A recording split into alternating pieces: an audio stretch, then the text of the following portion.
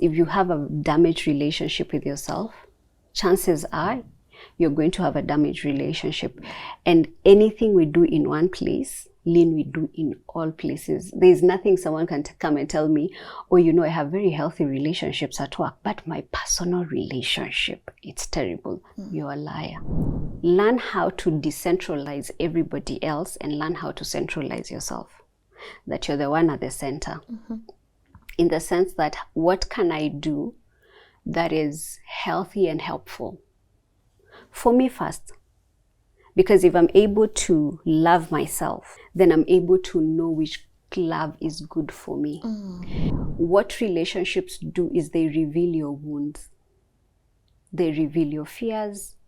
They reveal everything that needs to be sorted out. So it's when someone says something, you can feel your own anxiety.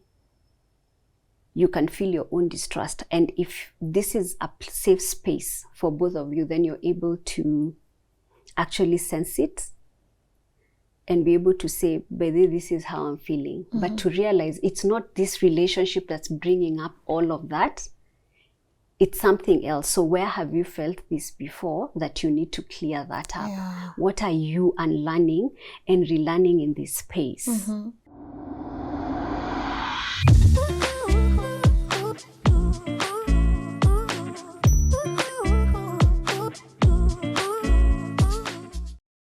Hi everyone, welcome to today's episode of LNN. My name is Lynn Ngugi, and as always we get to meet and do the three things we are doing this season. We are learning, unlearning and relearning, and I promised you to have our guest again on the show. I know you guys have said, Minneh, she has to come back, and today I'm so happy not only is she here, but we get to cover a topic that we have been so interested in bringing you. Like, why do you actually keep attracting broken and damaged people? Is it you or is it them? And I always say at the end of the day, not only do we get to learn how to deal with such conversations, but we also get to build ourselves and be better versions of the people we are. I'm about to let her introduce herself, but before I do that, of course, allow me to say thank you to our amazing partners of this conversation. That's Kings Developers Limited. Yeah, I really do appreciate these guys. We've come a long way, and I have said, if you're looking into owning a home with a reputable real estate company, why don't you try talking to our people at Kings Developers Limited? They have great apartments for you, and don't worry about the cost. They have upper end, medium range, and also cost friendly apartments, and you can do whatever you want to do with those apartments. So why don't you reach out to them? Their numbers are here on the screen, or pay them a visit at their magnificent building, Hapo Prism Towers, Upper Hill, and say, you know what, Kings, Lynn sent us, what do you have for us? And also to welcome our new subscribers on the platform. We do not take you for granted. You guys, you have collectively taken us to 1.24 million subscribers. So that is something I do not take for granted. And also the team that gets to put the work together. You know, guys, I say you get to see me in front of the camera, but it takes an entire group here to be able to bring you these episodes on time. And while we are at it, if you have always been interested in sharing your story, remember info@lnn.digital. Send a brief, and you never know, we could be here sharing your story with our audience. And now, of course, without further ado, please allow me to let my guest today introduce herself. Hello. Hello. Sa karibu ni chapwe. Karibu ni chapwe because of Minneh. How are you? I'm fine, thank you. You look amazing. Thank you. Man, this hair keeps growing. Now I'm tempted. You know, sister locks, they make you feel like, I think I should have put them a long time ago because now I would be here. But then I'm like, do I really want? But you look amazing, Minneh. Thank you. Yeah, how have you been? I've been well. Yeah. Sister locks are a commitment. So if you're hey, shades, she's the same how I seem to a commitment. I'm just sharing information. So the growing stage, the shrinking stage. But if you're able to do the first year, you're good. You're good to go. Actually, the first 6 months and the year, you're good. And if you don't like changing styles per se. Not for you. Not for you. If you like changing, too bad, so sad. Okay, I know our audience are like, Lynn, we did not tune in for sister locks. Maybe I'll bring your conversation on sister locks, but I know majority of our audience, they've gotten an opportunity to see you on the platform. We've had great conversations together, but we keep growing as a network and we have new members here. So maybe for the people who are catching you for the very first time, could you introduce yourself and remind them what you do? My name is Morrine Minneh. I am an empowerment specialist. What I do, as I do that, is I'm a life coach. I support people as they navigate through life. Yeah. Because navigating, we have to, right? Yes. All right. And as I said in the introduction, I'm so excited of our conversation today. First, what do you feel about it? Because I think I sat and I was like, why do people keep attracting damaged and broken people? But what do you think personally of that conversation? And do you deem it important? One, the conversation is important. Two, we attract mirrors. Relationships are just a mirror, and it's any form of relationship, and it's a way that I call it the blessing that we really didn't ask for, because it's the thing that stands in front of you that you have to look at yourself. So unless you're able to see yourself through other people, then you're not able to change. Does that make sense? A lot. So when we're talking about toxic, like you keep attracting, let's say you keep getting into toxic relationships, so that we don't say someone is damaged. They probably just have their drama, they have their trauma that's unresolved, and you have yours that's unresolved, then you mesh. So in this process, if you're attracting, if you've been in 1, 2, 3, who is the common denominator in these relationships? Me. Exactly. So are we saying for me to attract a broken person, I'm broken? Not necessarily. I don't know why I'm having a challenge with the word broken, but for us to create certain relationships, so let's call them healthy relationships and unhealthy relationships. There's always a dynamic. And one of the things that happens is we are all looking for a need to be met. So we've always been taught of basic needs. So it's shelter, food, health, and education. There was something else, there's supposed to be 5. But we've never been taught of something else that was actually very important when we were growing up. And that is emotional needs, that we have actual basic emotional needs. And every single person we all desire to be loved. And how that looks like is that you're seen, you're heard and accepted just for who you are. Before we decide you're broken, you're whole, tumekukubali first. Because even for you to be able to help someone change, there has to be a level of acceptance. So when you're a child and that doesn't happen, so we are talking about acceptance, validation, understanding, acknowledgement, that Lynn, I see you, you're my child. When we grow up in homes, and these homes probably are very now broken, toxic, dysfunctional relationships in families, every person finds a way to figure out how to get their needs met and how to take their place in the family dynamic. And that's where we learn our attachment styles. That's where we are told your feelings don't matter, and or maybe you have an emotionally unavailable parent. So what do? You're constantly wanting them to see you and to have an emotional relationship with you. We don't actually know that's what we are doing until when we are adults. And that's why now we have to really talk about reparenting ourselves. Because now as an adult, what is happening? I'm getting to see my patterns. Because everything, remember, is a strategy. Every single thing, Lynn, is a strategy that we have figured out. This is how I'm going to do life. So there is one person, because they have probably known how to ask and they're given what they want. They'll just come and say, I want water, and they'll be given water. There's one that has to look at someone with puppy eyes until they find a thing that clicks for them. And we're not talking about, like, a child will learn how to adopt in a home. to get their needs met, even if it means rebellion. So at the end of the day, what happens is that now as an adult, you're meeting different people who don't come from the same place. You know, the way we keep saying marriages are difficult and navigating the intimate relationship can be difficult because you guys didn't grow up in the same home. Yeah. It's because I'm coming with my pattern and you're coming with your patterns. You're coming with your ideologies. So kwetu, when us guys were making tea, we used to cut milk, the packet ya maziwa na meno. Yes. And I look at you and I'm like, kwa nini unakata na meno?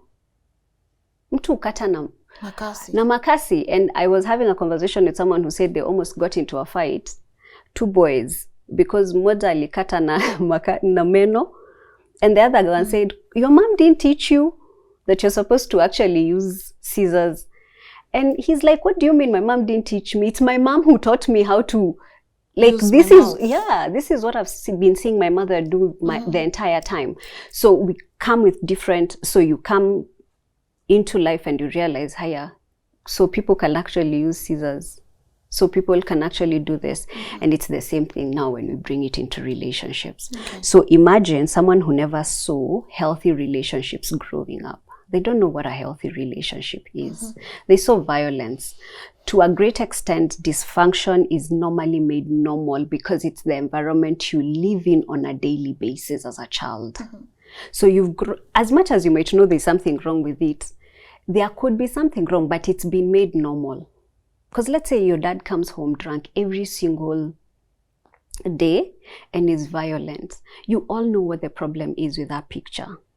But what happens is that because it has happened so many times, you've gotten used to the anxiety, you've gotten used to the fear. You're immune.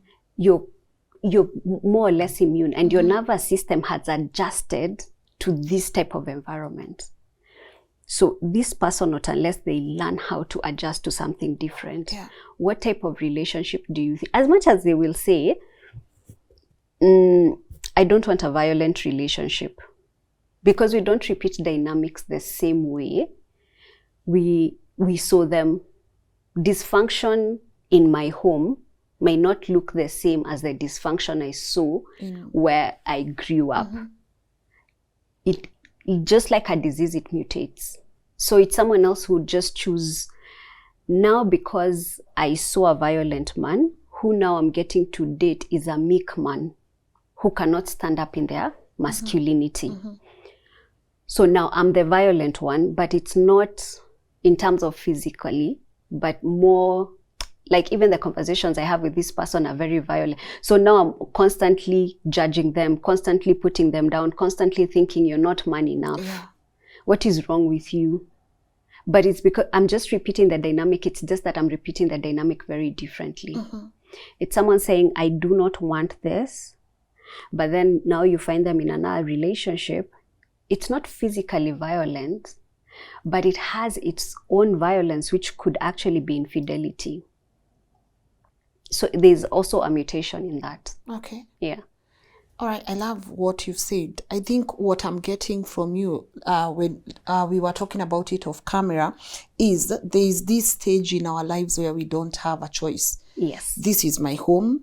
I'm growing into it. It's dysfunctional, broken, etc. I don't have a choice. But you've also mentioned that as we grow up, we start realizing, we have these patterns. I don't like this pattern A, pattern B. These are very unhealthy patterns right now. But what if I'm in denial? I don't want to own up, because the thing with recognizing I have a toxic pattern, it's also knowing I have to put in the work, right? But here I am, I meet Minneh. She also has a toxic pattern, and she's not putting in the work. So we get into a relationship because familiarity, and this also protects us from taking responsibility or owning up, right? So how do we navigate that? You see, you might not need to navigate because if I'm getting you right, I am coming from a place of unconsciousness. Let me put it like that. I'm very unconscious in how I am doing my relationships. Yeah. And my partner is equally very unconscious in how they're doing their relationship. Yeah. So in some place we are enmeshed and we actually think this is love. That even our drama starts to look like it's love for us. And those are the things that people will see outside and you're like, man, this relationship is very toxic. And someone will tell you, but you don't get it. You don't get it. Hamnielewi. Hamwezi elewa. Tunapendana. So one day it's epic, like the love is beautiful. And then they have this long, then there's a huge fight. Like it's both extremes. There is never this space of peace. Remember the time I was telling you, one of the things that I have come to learn, which broke my heart in so many ways, was how much people do not love peace. Because when we are in spaces of peace, it means that we have to do, we actually realize that there is something that we need to do with our lives. That's when we start asking important questions. But when our life is dramatic, chaotic, when it's always, I need to fix something, you know, my relationships, you know, my work, you know, like we never want to be in this place of, I am at peace, so what would I want to create? What would I want to do? The thing about healing your life and the thing about investing in saying, I want to create something different, I want to see something different, I want to have healthier relationships, is that you have to put in the work. As I do this work, one of the things that I learn is there are different, I meet different people and they want different things. There's someone who'll be coming to me and they'll say, this is how I want to know why I keep attracting the wrong people, or I keep staying in this relationship, I go back, I come back. Even if I meet someone else, it's the same dynamic. Or even if I meet someone who's really nice to me, I don't want to be with that one. They're all of a sudden very boring. Then I have to go back to the same person or look for someone who's that toxic, right? There are people who are looking even for professional help to know, not to change. To understand. I want to understand what my problem is. I want to understand why I do this. That's the first level. Like I just want knowledge. So when someone sits down and they say, you know, I attract this kind of people because I grew up in a toxic home. That's it. They're not willing to do anything. They're not willing to say, I'm going to take charge of my life. And everybody else will be responsible. You remember when we talked about the victim, the prostitute, the child, and the saboteur? They all come alive. Because now, it's because of everything that I have gone through that allows me to be here. And that's why I think one of my biggest works and one of the things that I love to do is if I can change your perspective to actually realize that you're the one who holds the keys moving forward, my work is done. Because then now you can start saying, I want to have a conscious relationship. So I have been having these toxic relationships. What first of all does this remind me of? Because we are drawn to something that's familiar. So I'm drawn to this relationship because this relationship dynamic is very familiar. It might look different, but emotionally, it is very familiar. So where have you felt this before? So now we tap into the feeling. Remember the thought, the feeling, the belief. So if I come into a relationship with a broken sense of who I am, I'm probably looking to you to tell me who I am. I'm looking to you with every choice, with every decision that you make to validate who I am. And when you don't do that, all of a sudden now I'm a victim. And there's confirmation bias, where if I have decided men are bad, I will never have a good relationship, men lie, you are always looking for those ones. Because what are you going to do with an honest dude? That one is boring. That one is boring. What are you going to do with an honest person? So even when you meet with an honest person, there's this thing someone used to share a lot, where they would share those two clips, and there would be ladies who would come and say, no, he's a boring guy. You know, he's too honest, he's too nice, he's too kind. So I went and sort out somewhere, and I would laugh, because the thing is this, that they don't know the hunger that they have is to continue to play the dynamic that they are aware of. And there is nothing more scarier than, I think, moving to something that you do not know. Because exploring a healthy relationship, or even exploring the gift of a relationship. Because it's like saying, I want to learn how to swim, but I don't want to get into the water. You can't learn swimming in theory. You can only get into the water. So what's the solution? So you can't also say, I'm going to work on myself. It's important to really work on yourself, and it's important to actually understand when you can be able to say, currently where I'm at, I'm not ready to do relationships, because I want to know, what do I cultivate first and what do I work on first before I consider getting into another relationship, right? So even your singlehood has an agenda to it. But after that, what relationships do is they reveal your wounds. They reveal your fears. They reveal everything that needs to be sorted out. So it's when someone says something, you can feel your own anxiety.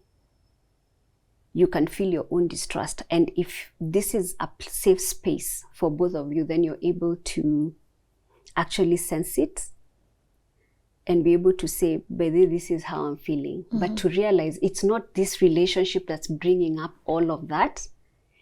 It's something else. So where have you felt this before that you need to clear that up? What are you unlearning and relearning in this space?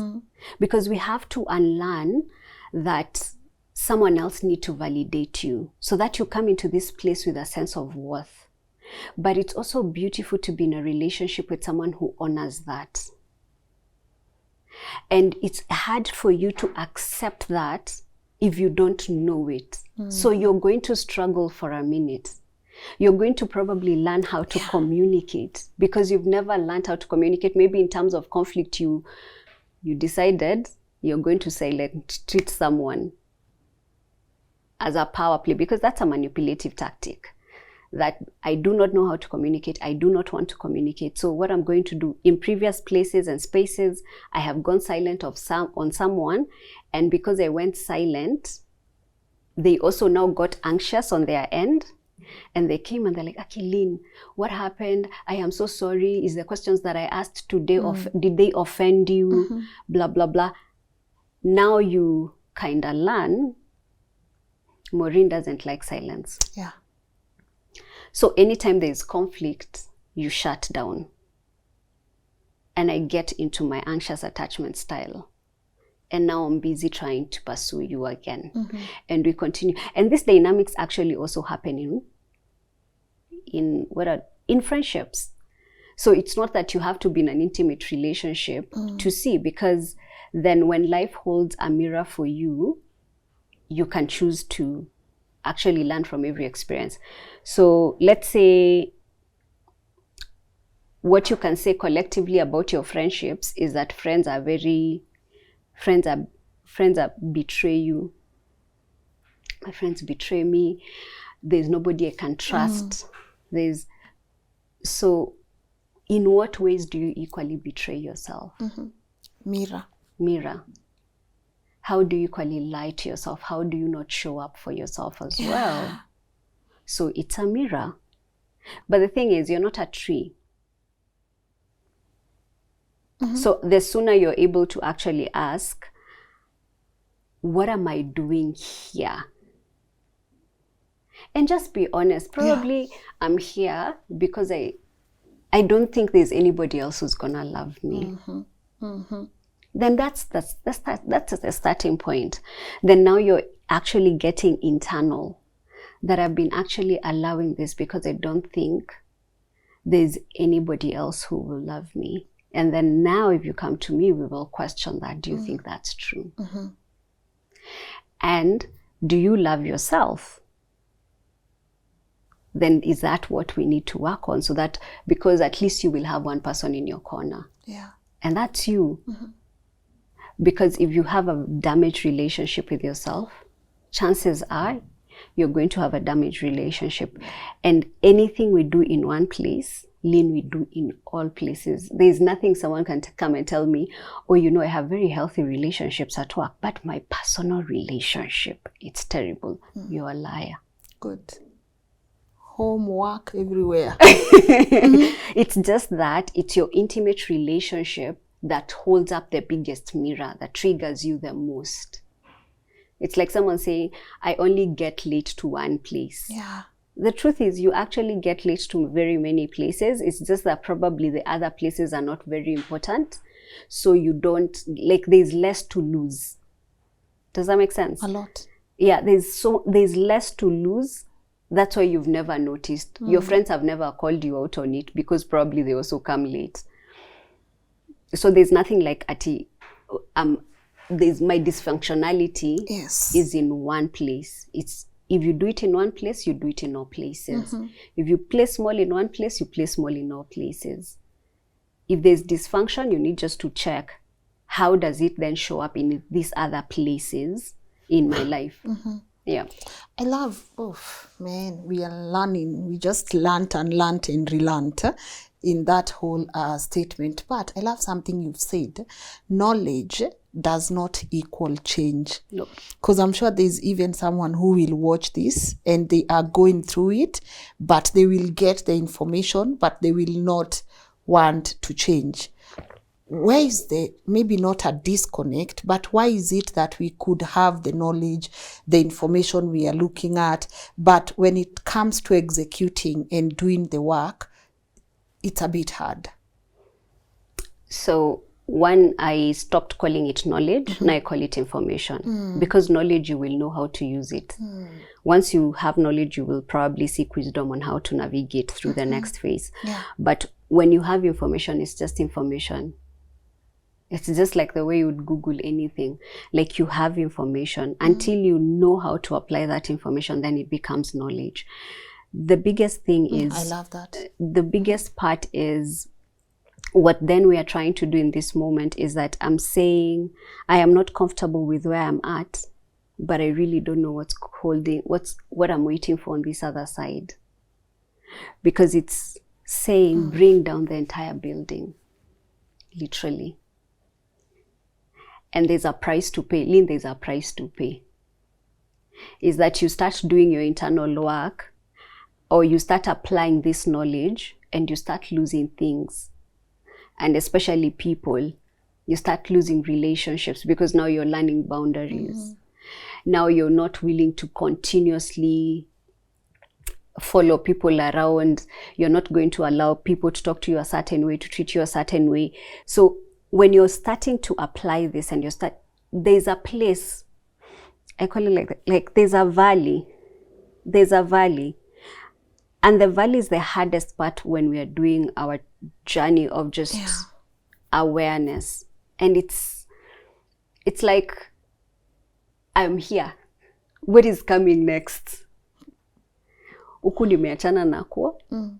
What I was working on, like, I have probably unlearned certain stuff and all of that, but what I'm trying to build has not yet come to life. Yeah. Then what do I do with this vacuum and this sense of, because there's also the sense of shame, the sense of guilt. You're realizing probably in this moment you're coming to the awareness. So this is the thing, even your life, your psyche knows that even before you start the journey. And that's why we get stuck to, I know what I need to do, but I can't pull myself to actually getting to do it. So there's this, God will never send you somewhere and never give you the hint that your entire life is about to change. I don't, because it's not logical. I don't know how I can explain it, but you always get a hint. It's a clue, man. You know, and you know, and you know, and you know. your life will never be the same again. And that knowing, that is one that you can never explain to anyone, is what is either I will trust the process and move, or I will sit here because I am also terrified on what's the other side. When you ask people mostly who are in, let's say, marriages or committed relationships, let's even talk about work relationships where you have been wanting to live for a very long time. You know the marriage, you know the work, you know the relationship is not for you. But remember, there's also a sense of self-esteem that you need to be able to make certain choices. A sense of self-belief that you need to be able to make. Trust, basically.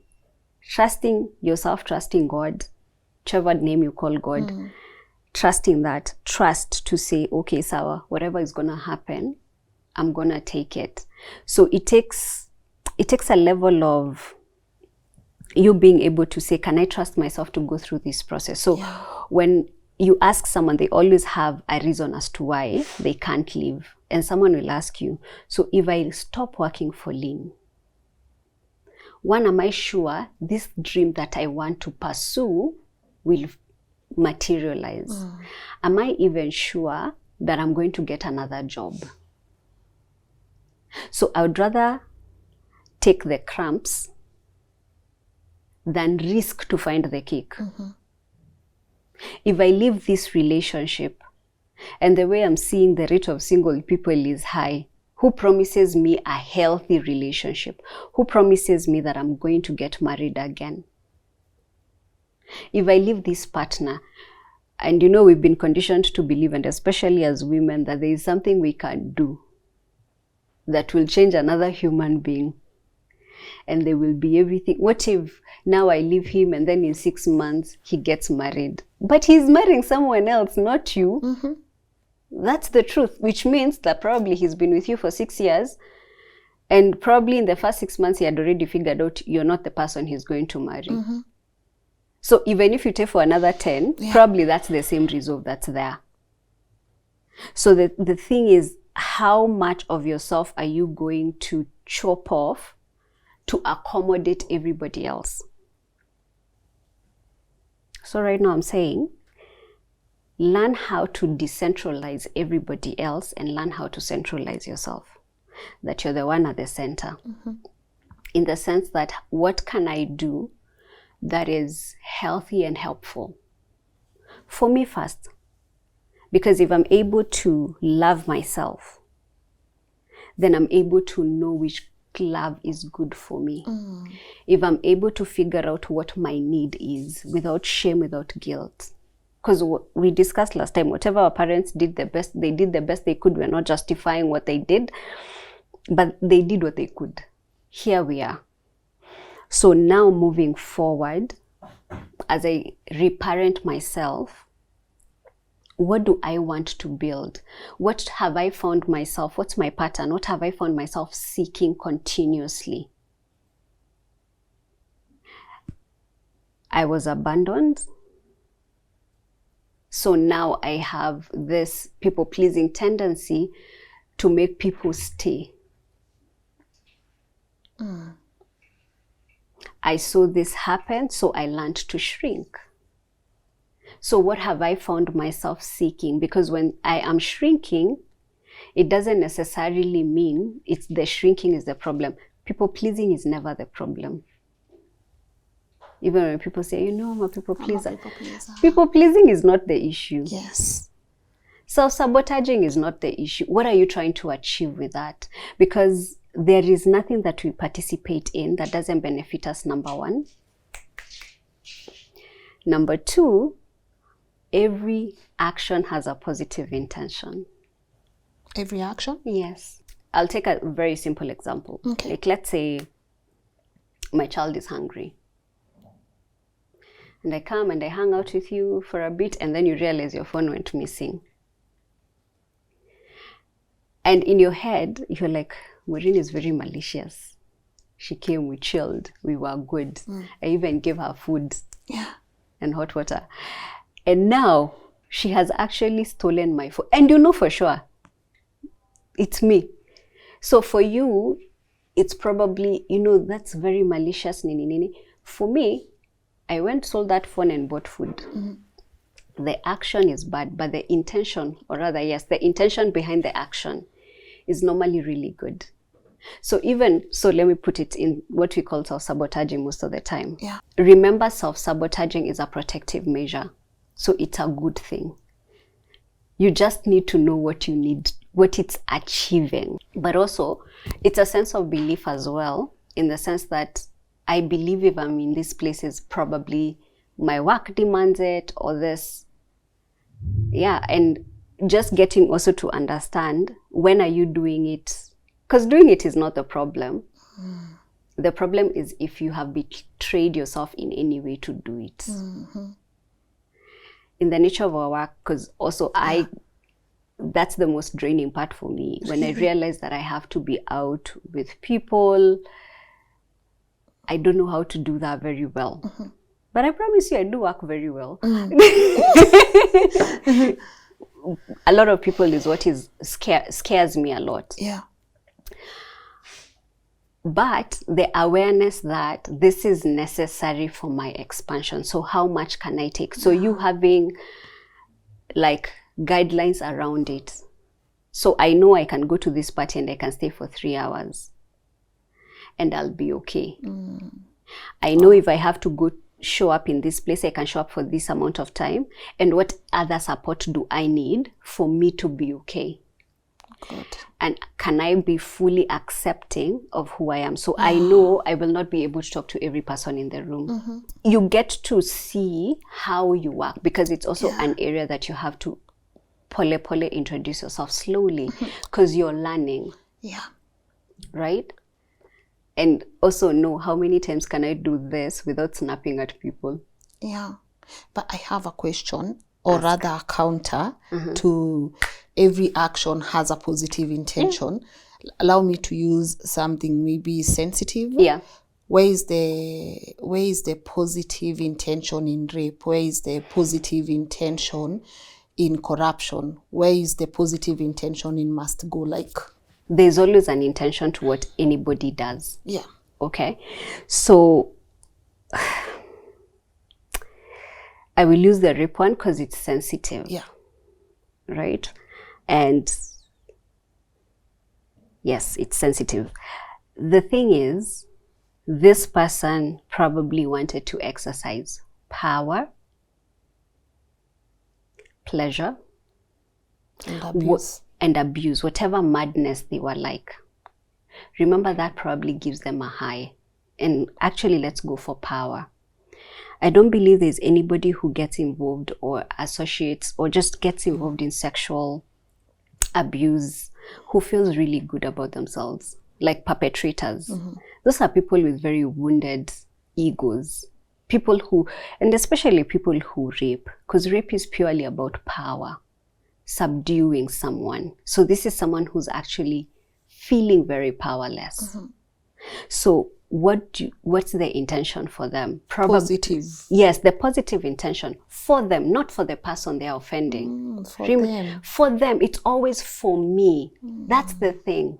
So to me, it's a negative intention. Yes. To you, it's a positive. It's fulfilling. Yes. To you, it's what. Yes. Oh man. It's such a ridiculous thing to say, but it's true. Like when you even look at the people who are involved in corruption, there has to be something that they're trying to achieve for themselves, that they have no room to think about you as a person. 100%. Right? Yeah. It's just the same thing. The assault person is not really thinking about you as a person. They're thinking about them and their pleasure in that moment. I'm an object. Yes, your thing. And that's why I was using even the phone thing. That when I'm stealing, it will hurt you. But my intention was to the fact that I have to go feed someone back at home. For yourself. It was for me. And that's why we do not participate in anything that does not benefit us. You see how they tie in? Yeah. We do not benefit in anything that doesn't benefit us. Why do I do the work that I do? It brings me so much joy. Why do you do the work that you do? So much joy. Exactly. So as much as I will help a lot of people, and I will have amazing conversations. I won't lie to you. There are times I sit down and I'm just like, God, I'm so grateful I get to do this. I'm so grateful that, God, you've trusted me with this. Yeah. And that there are people who have actually equally trusted me with this. At that moment, it's not about my client.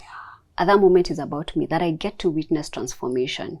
That for me is very fulfilling. Yeah. So I participate in this because it gives me great joy. So there's always something, like when Must Go is doing his stuff, is because I'm imagining there's also a level of, I want to immense wealth for myself. You know, the other 6, are we 6 million or 6? 50, Mike. 50, Mike. Plus. Go do you. Yeah, it's my time to eat. Yeah. So they're really not thinking about anybody else other than what they consider is important to them. Okay. Which tells you are not. Yeah, unfortunately. Yeah. Unfortunately. So where does, because I think I was reading, and empaths attract so many of these traits. So are we saying, you already know where I want to go, take us there? So first of all, empaths attract, yes, people who are looking for empathy. Because as you were growing up, you are very sensitive to everybody else's feelings in the room for your own safety. So you knew who was in trouble. You knew who you needed to kind of calm down, so that, you know, you learned at a very early age to read people's feelings and energy. Then now, at some point, we actually also misunderstand we confuse empathy and sympathy. Yeah. But the reason, because now, so an empath will walk into a room and they will be attracted to, all of us are silent, but they kind of know who is damaged. They kind of know who needs probably support. They will know who's hurt. And it's because first it was a protective measure for them. If you listen to stories of people who will tell you they're empathetic, and especially when they're growing up, it's always stories of, you know, when I was growing up, this and this was happening at home.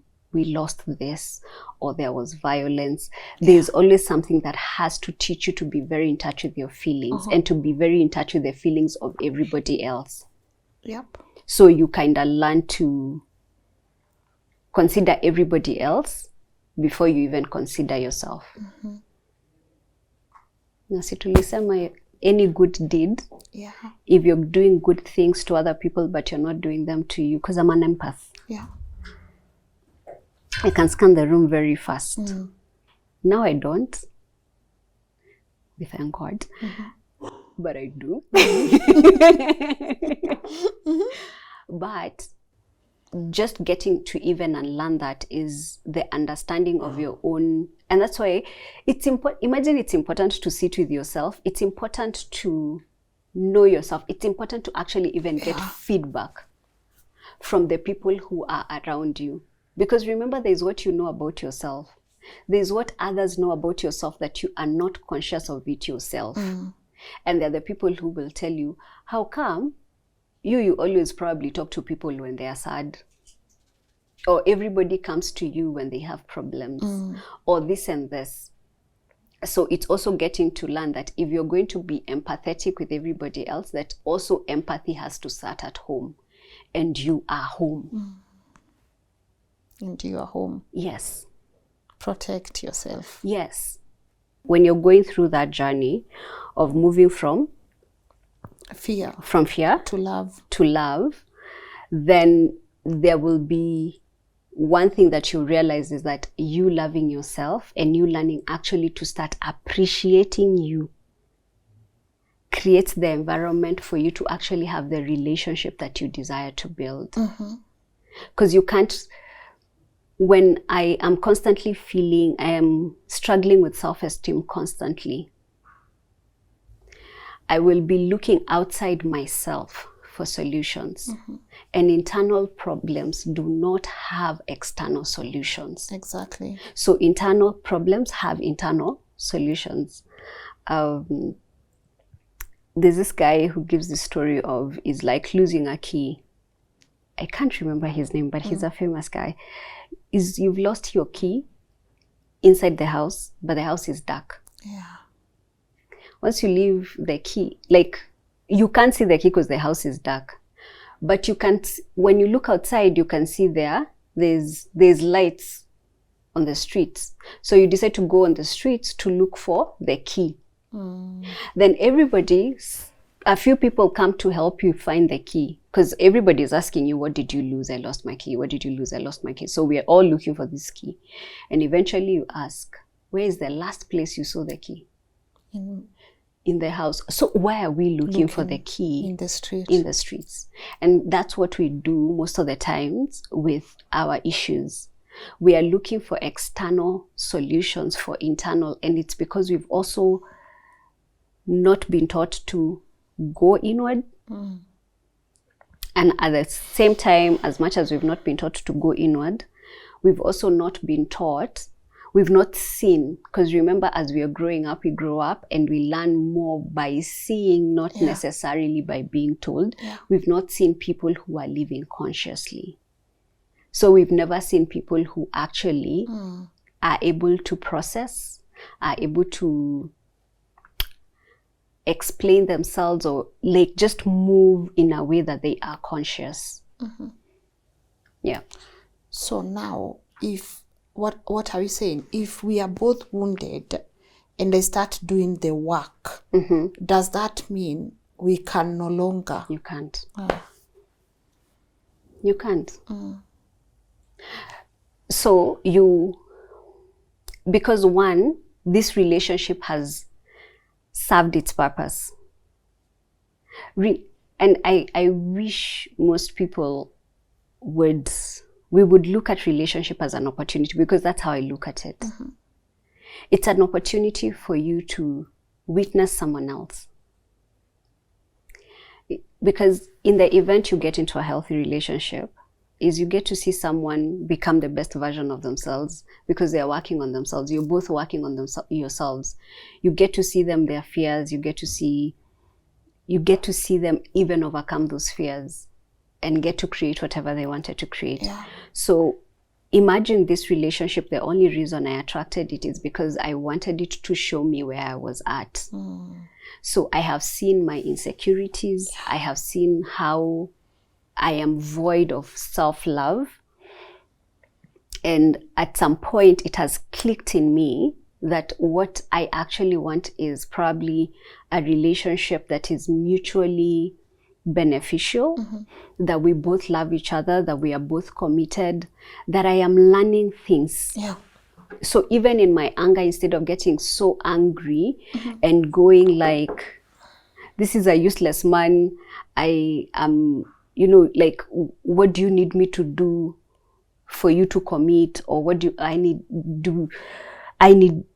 to do for you to get a job, and all of that? Instead of the argument and the bickering, finally I'm able to say, I can see exactly where you're at. Because remember, what is love again? You see someone, you hear someone, and you accept them for who they are and where they're at as well. So this relationship has shown me what I would want for myself. So let me go work on that. I know theory, it looks very easy. Because remember, you're not staying there just because, oh my God, I came for class. There is also something you get.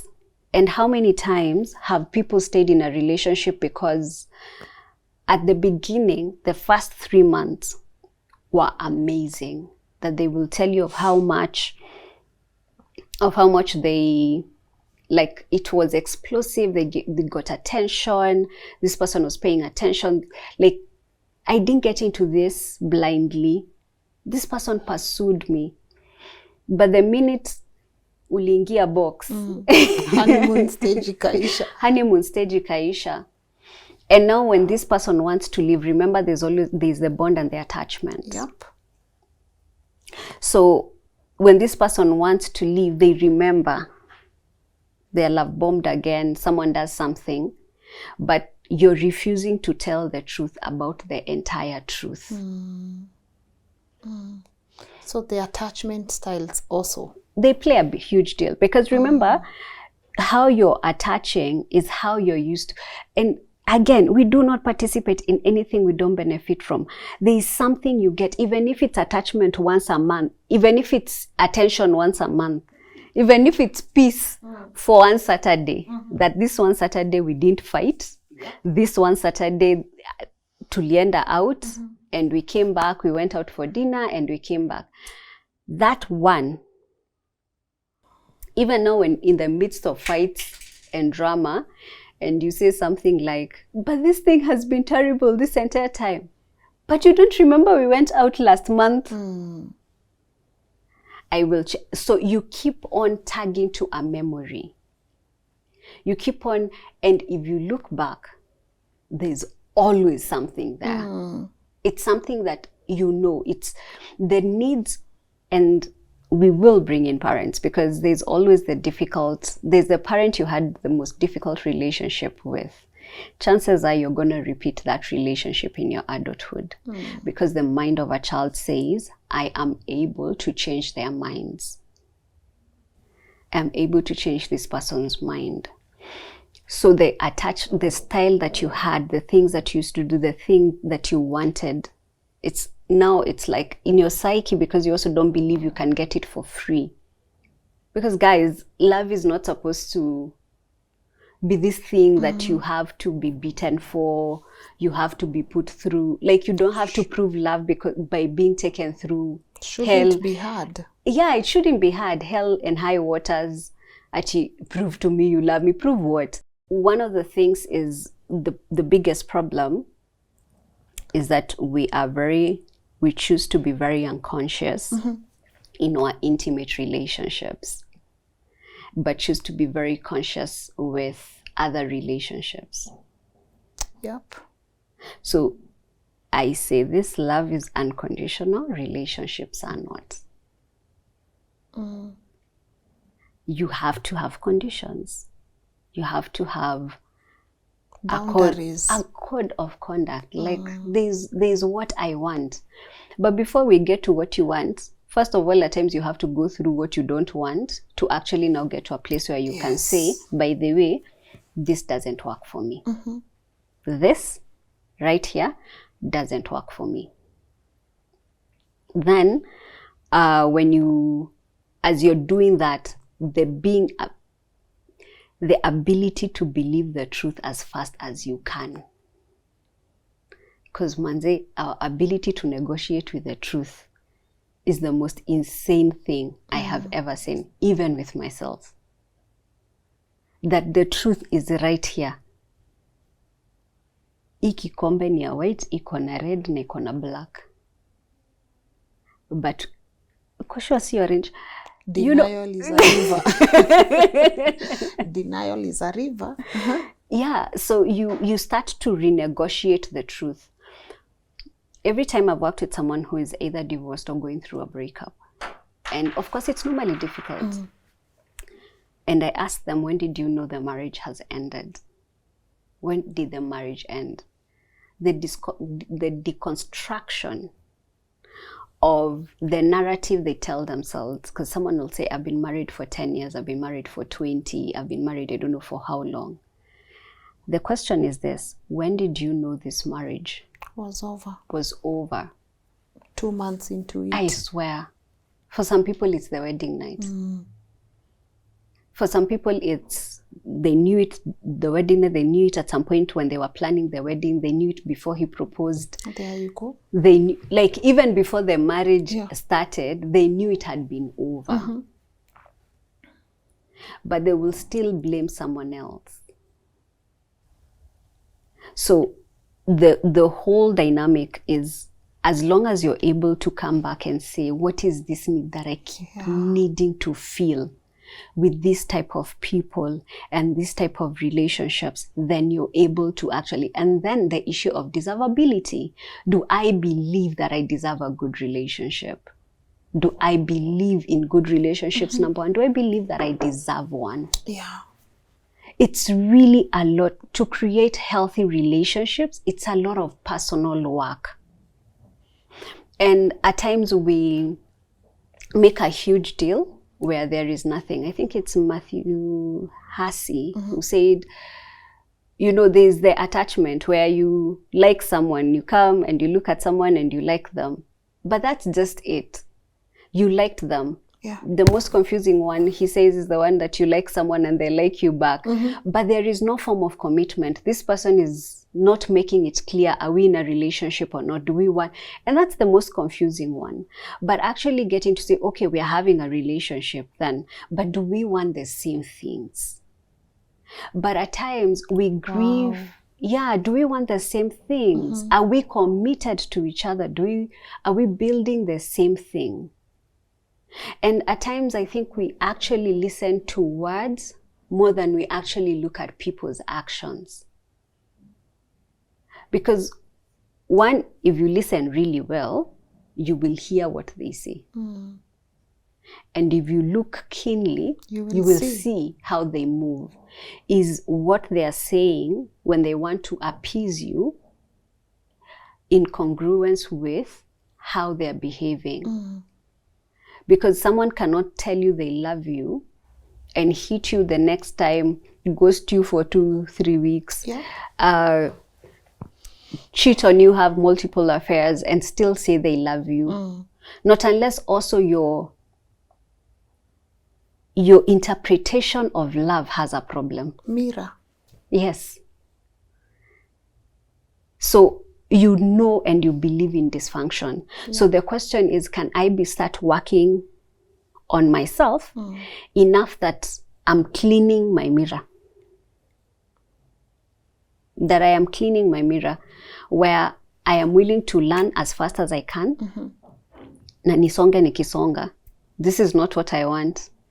I think when I'm with this person and the way that I feel when I'm this person, it evokes anxiety in me. It evokes fear in me. And that's not what I want to feel. And then now we decide, what do you really want to feel and what's the route to that? Because then what you're saying is, then I don't want fear, then what do you want? And what's the price that has to be paid for that? Because now probably you'll have to start to learn how to have difficult conversations. And how to be able to trust yourself, because imagine all roads lead back home, because this is home. How do I see me? How do I love me? That if I want the best for you, can I equally want the best for myself? Can I be able to say, I don't see how this serves you or I? Because if I feel fear when I'm with you, if I feel anxiety when I'm with you, you can't imagine that you are having a relationship with someone where you're always anxious and then they're always happy. There's a disconnect. So it's you saying, can I choose better for me? Can I really choose better for myself? And this is home. This is home. But where does the savior complex come in? Because I'm looking at you, I see your unhealthy patterns. I'm using as an example, right? The unhealthy patterns, the brokenness. But I really love you, I care about you, and I want to. But you're broken. But I think I can save you. It's the mirror. It's the savior complex in the terms of, and that's where I'm going, because there's someone who you saw like that as a child and there's nothing you could have done. Oh, wow. Same thing. So it's the deliberate question that I was asking, and that's for the viewers. Who first did you want to save? Who first did you see that they could be the best version of themselves, but you never got to see them do that? And you always thought, I could do better. Like I wish I could have helped. So there is that. And there's also the belief that we earn love. So one, there's that. There's the other one, we believe we actually earn love, where we believe love is work. So, mi mwenyewe nikiwa tu hivi, I don't know if you can love me. If you do, venye niko ati hivyo tu like nipendeke hivyo tu aje sasa. So I start to imagine if I help Lynn, then Lynn will see the value I bring into their lives. And they will love will love me. And that's why you see there are people who stand and say, na zile vitu zote nimevumilia, na zile vitu zote nimekufanyia.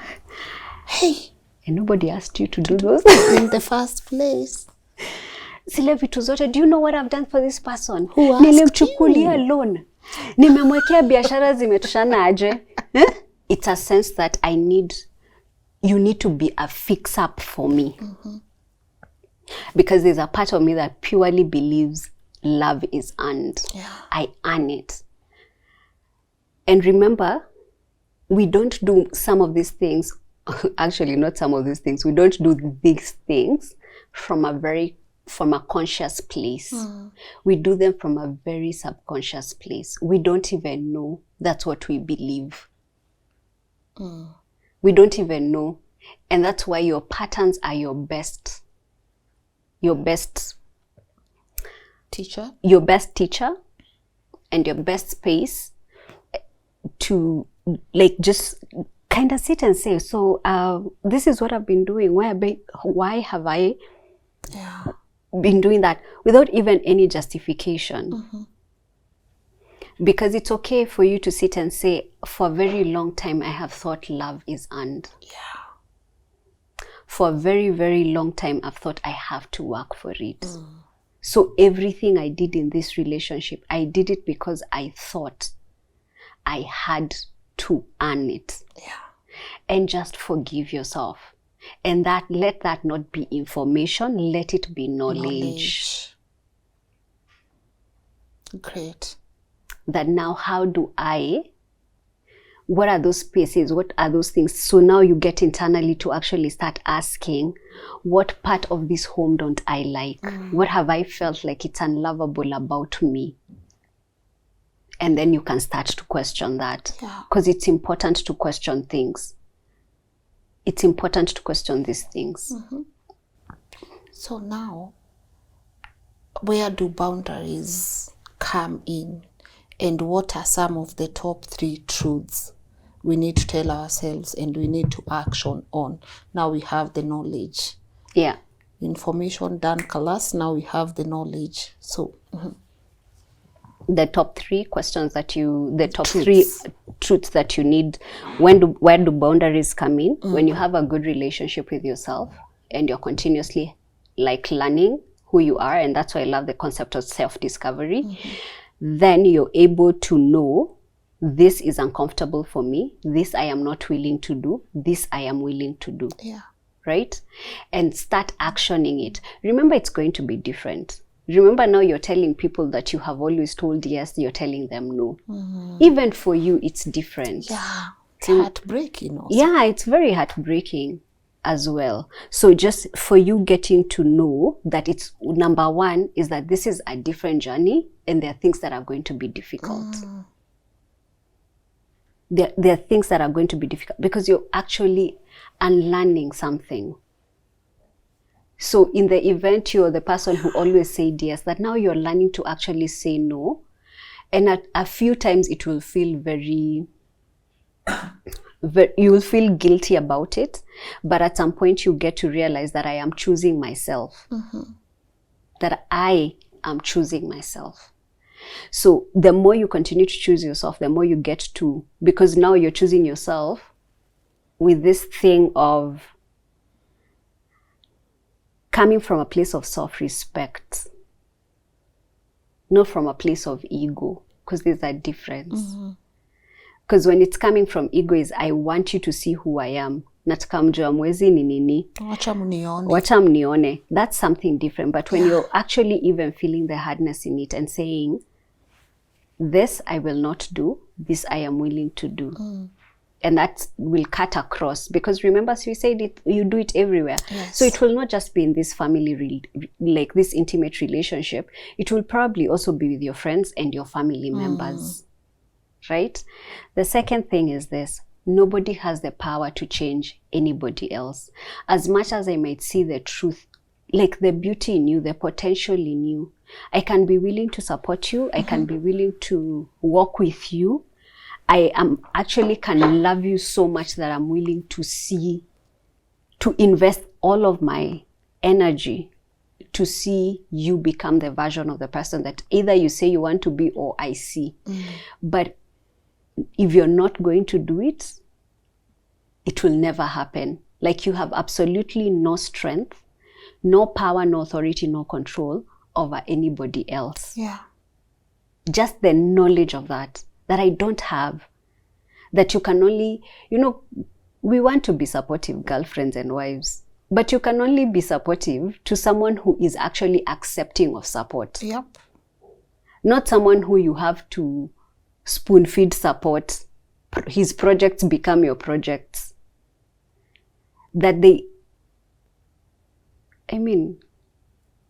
Pia huwezi shinda ukimwagilia mti imekufa maji. True story. Yeah, it's that simple. Every other thing starts with you. You're alpha and omega of it. Besides God, you're the next big thing.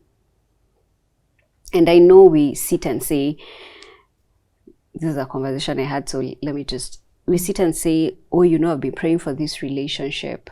I've been praying for this. I've been doing this. Do you know God, all sovereign, all loving, has given us something that he will never interfere with, and it's the power of choice. Yeah. Free will. Free will. That, beautifully we come here with angels, that everybody in this room has their angels with them. They've witnessed you pray, they've witnessed you sin, they've witnessed you do everything, but they've never interfered with your power of choice. But guidance has always flowed. That you have always received guidance. Yeah. So if you feel like this is not what you would want, then you have a choice to make. Good. And you saying an even indecision is a decision. Good. Even indecision, the way people just sit and say, oh my God, I don't know what to do. That's the decision. That's the decision in that moment. So any other moment, you can always change your mind. So today you could tell someone nothing will ever come between us, and tomorrow you say, you guy, me the way I've been treated in this relationship, something is coming between us. I don't see how this is gonna work, because I think I have chosen, now I'm choosing me before I choose us, because us has to be that you choose me as well. How do you deal with the guilt of living, choosing you, focusing on you, prioritizing you? Remember, it will be different. So that's why I said it's gonna be difficult. Yeah. When you're moving from a place of fear to a place of love. Because most unhealthy relationships are actually built on fear. Most situationships are actually built on fear. Right? So when we are saying I'm going to move from a place of this to this, so when you're moving towards that, remember, it's also a loving thing for both of you. It's not just loving for you. Like, it's saying, I know this is not beneficial for both of us. Good. It's not helping you, it's not helping me. These fights that we keep getting into, at times they are very physical, that to a great extent, you would kill me or something would happen. We are both unhappy.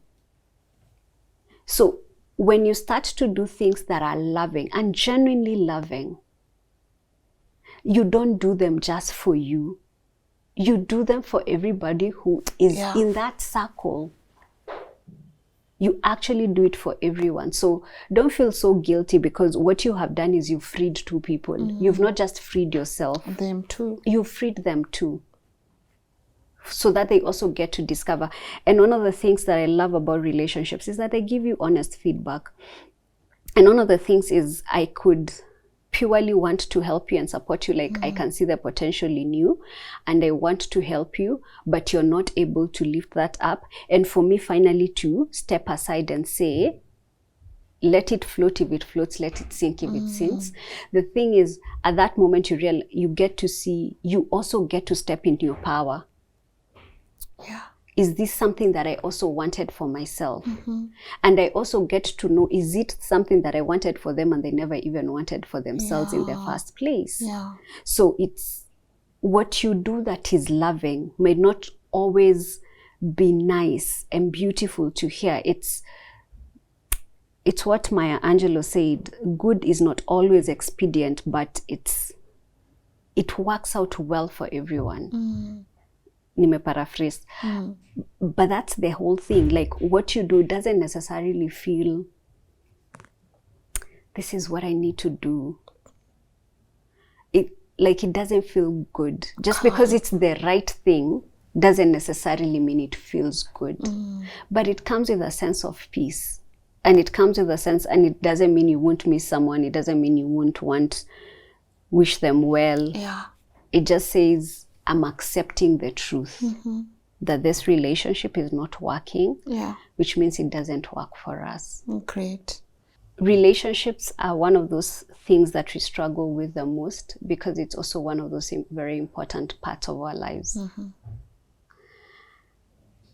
I have come to learn that good relationships and conscious relationships really create an environment for people to thrive. To really thrive. They are also the most beautiful space where people hold for each other for even their own healing journey. But when we are not conscious, what happens is that they also the other side of it is really dark. And I know we have a narrative right now of how much there are so many bad relationships are bad, and it's because kibaya chajiuza kizuri chajiuza kibaya chajitembeza. Yes, that one. So like and you see people who are doing their things and they're busy working on themselves, they're busy building whatever they're building, and they're at peace. They don't need the world to witness. They don't need to tell everybody. But I have worked with incredible people who have amazing relationships. And you can see what these people have been able to build. You can see what they have been able to even accomplish and even heal. So relationships are really good containers for even our own healing. So can I come here and explore who I am in a healthy way? That someone can come and teach me what peaceful love looks like. That someone can come and teach me what support looks like. That someone can come and teach me what family looks like. All of those things we find in relationships. But that doesn't happen when we are not willing to be vulnerable. Because now healthy relationships are created from a place of vulnerability. And vulnerability is quite scary for a lot of us, because it also comes with an element of shame. If I show who I am, are you going to accept me for who I am? So what holds us back is not necessarily what another will think, but what we already think about ourselves and what they will think about us. So give yourself a chance. I think that's the best thing you can do, and you don't even have to get feedback. Imagine just get feedback from your friends. What type of people do you think I date?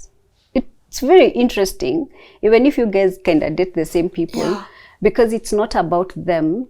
They're able to analyze the situation without any bias to a great extent. So they'll tell you, "Hapana, unapenda watu wanapenda drama." And the conversation can start there. When you get to know that, then you're starting to actually explore and just be honest with yourself. The truth is, Aki, the best thing that you can do is completely be honest with yourself. Honesty will cure any form of madness. Great. Our producer, EJ, has a question on trauma dumping. He's asking, what if I'm an empath, you're my friend, and every time you have issues, you come and trauma dump that to me, but then you never change. You go back and do the same thing. You go back and do the same thing. You come, we have a conversation about it, but you go and you keep repeating the cycle. That's it. One, there's everybody here has a problem. And everybody here is benefiting from it. So you see, somebody has to break the cycle. I like that question because you know what? Somebody has, you remember the question you're asking about the guilty part? Yeah. Is that somebody now has to break the cycle. Number one, the person who is always trauma dumped on, if they get to a place where they're able to say, but this person has been coming to me with the same issue year in, year out, nothing ever changes. And in fact, once we talk and I give my 2 cents, they go share their 2 cents with this other person and they come into agreement, right? So they're not just, this person is not just giving me information, he's also at the same time bringing me in conflict, like pulling me into their drama. So what happens the minute I decide, I don't want to hear your drama anymore? When this person now, the next time they come to give you the same information, and you decide to refuse to even hear it from the word go and say, listen, we have been having these conversations for so long, and you seem keen to continue the relationship. I will not listen to this anymore. Okay, my approach is normally that. I will not listen to this anymore. But for someone who cannot use my approach, the thing is, we have been having this conversation, but I can't have this conversation with you anymore because I don't even think it's beneficial at this point. When you're able to say no, when you're not willing to listen anymore, then someone has to break the cycle. It's either the person who comes to give you the story that refuses to give you the story anymore, then the cycle is cut, or you refuse to hear the story, so the cycle is cut. Because even if we don't cut the cycle, even if you are trauma dumping on me, maybe I like the emotion. Yeah, it's because I allow it. I think that question sums up probably a lot of the issues that anybody could ask. The only reason something continues is because nobody has stopped it. Yes. Nobody has said it ends here. That's the only reason anything continues. It's because there's nobody who has had, and of course, because it comes with courage, right? A lot. So it's because nobody has had the courage to actually now say, this ends here. So that's how we break everything at the end of the day. Like somebody has, for the toxic relationship to end, somebody has to say it ends now. Yeah. Because there's never a good time. Just the same way there's never a bad time. It's just that someone has to get tired. Yeah. Tired enough to say, it ends here. It ends here. I can't do this anymore. Yeah. Yeah. I think for me, the take home, how you even spoke about information, it's just information until you turn that into knowledge. I think that's very important. And the mirror thing, that stays with me. For some reason, do you believe you attract what you are? Yes. Okay. So most people don't like to agree to that, but it shows you something. About yourself. It shows you something. It teaches you something about yourself. At times, it's even just teaching you what you don't like. Let me give you a personal experience. Yeah. There's this one time, I had a relationship for about 9 months. And I can't even tell you for just the truth what I was doing there. And eventually when I got out of it, I remember thinking, what was that? Like that was one of the hardest relationships I've ever processed. And one of the things that I had, the covenants that I had made, because remember also there are covenants that we make in regard to, like, probably you go through a heartbreak and you say, like, this will never happen to me again.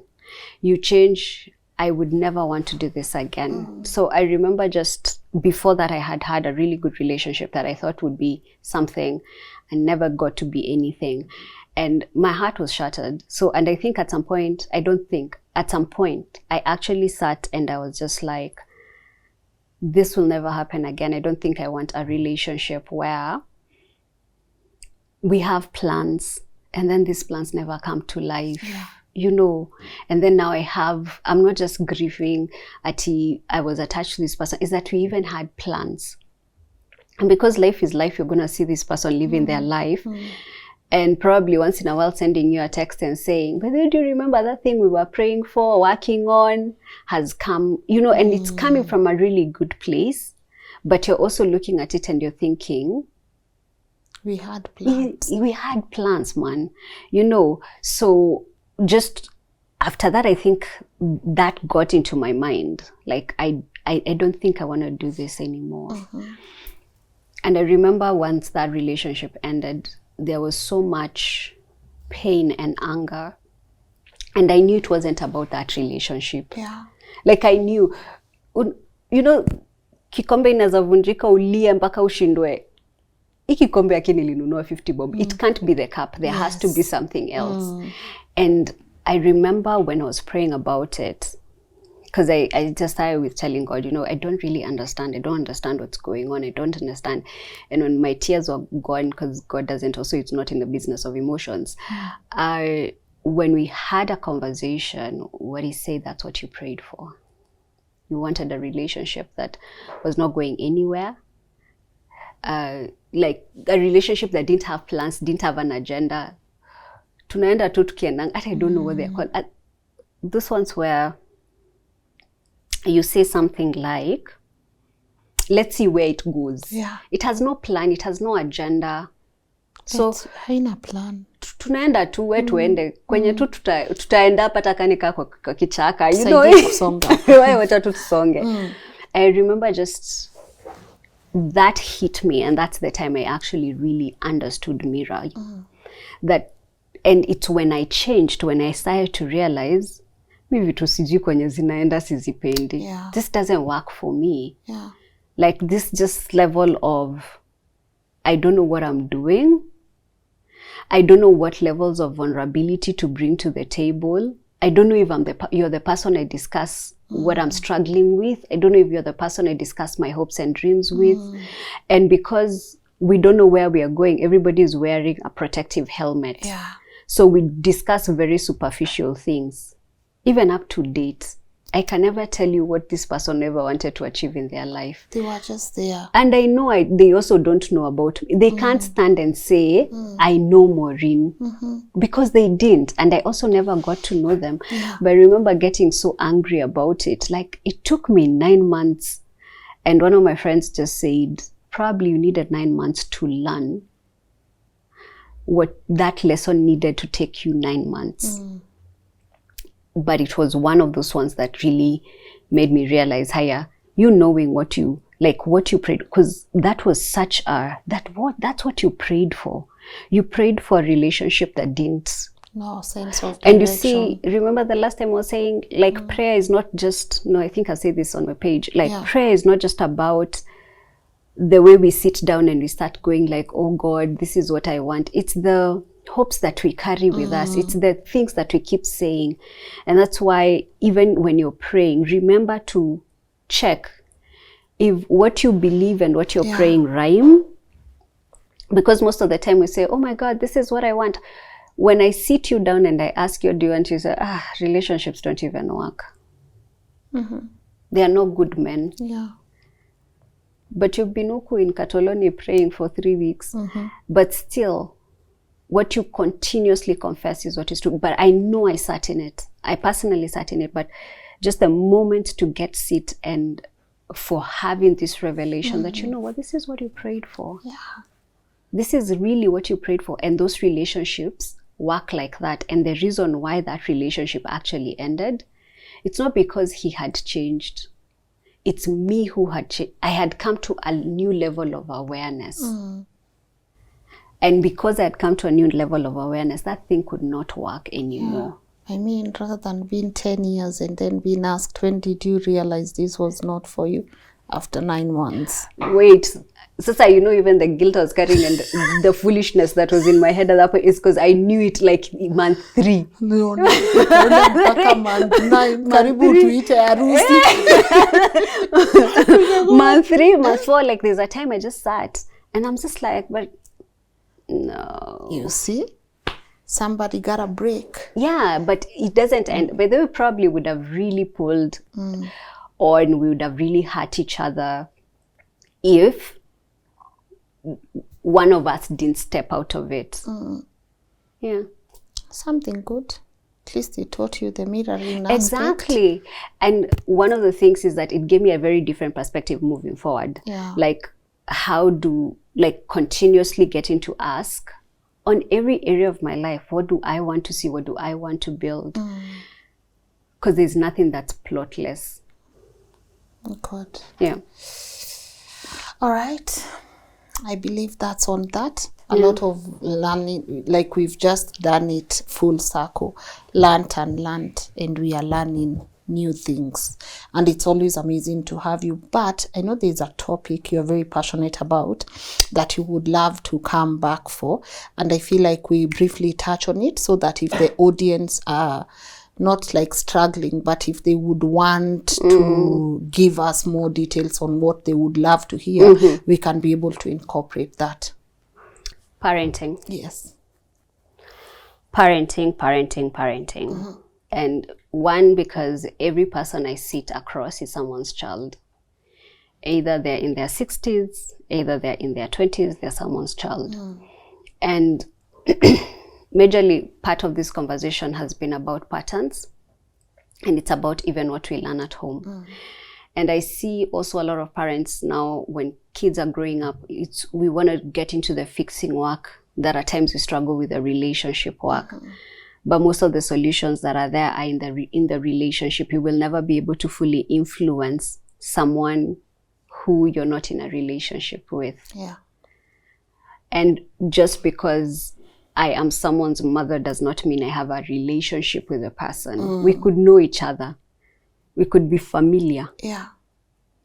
They do what I tell them to do, and I pay for what needs to be paid. I take care of them, but that does not necessarily mean we have a relationship. So my goal is to really support parents in knowing what structures are we putting in place, what frame of mind do we want to be in as we go through this journey, how more intentional can we get in our parenting, so that, of course, nobody is gonna be able to do it well. Like there's nothing like perfection. Perfection is an illusion. But if you can do better, why not? Yeah. Yeah. Good.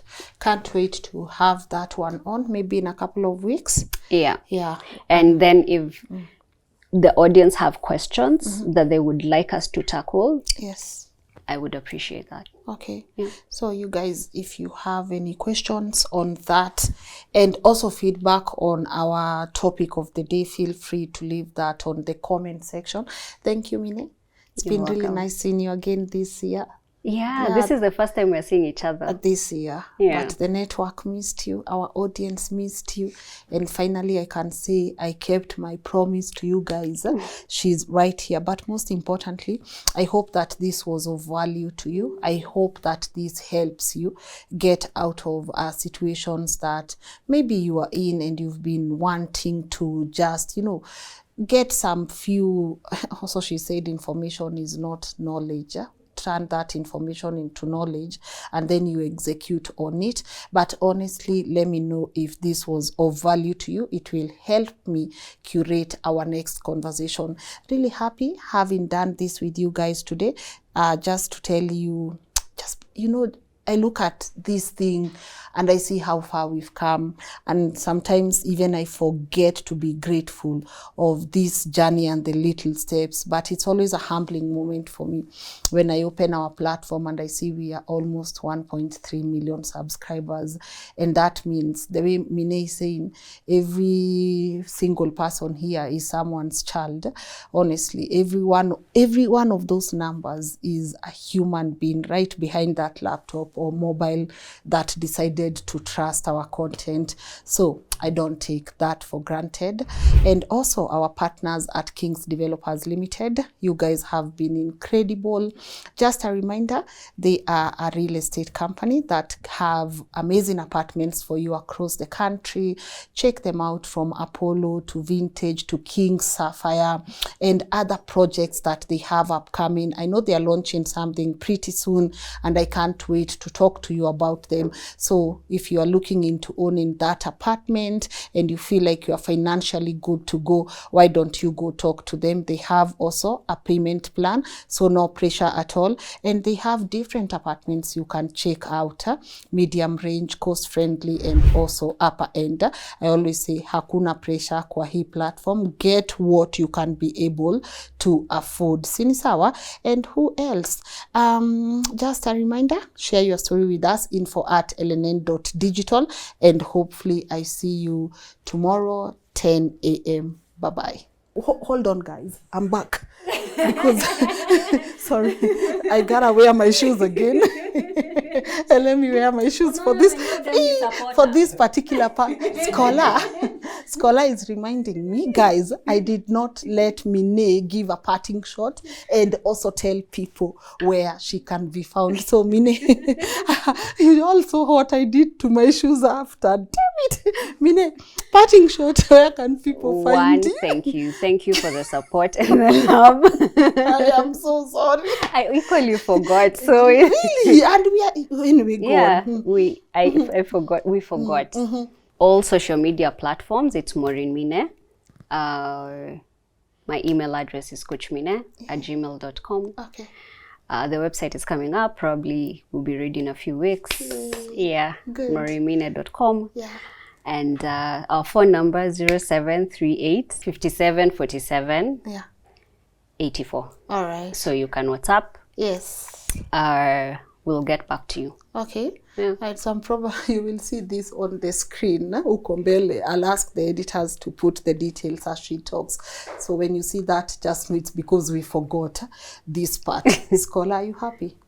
All right, it's a wrap.